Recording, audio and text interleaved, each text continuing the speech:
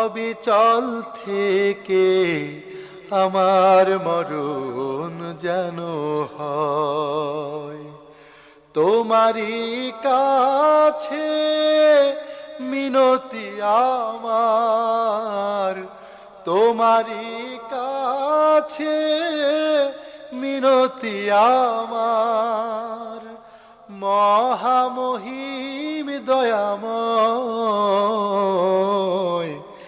ইমানের পথে অবিচল থেকে আমার মরণ যেন হয়। ইমানের পথে অবিচল থেকে আমার মরণ যেন হয়। প্রতিদিন মিথ্যের মুখোমুখি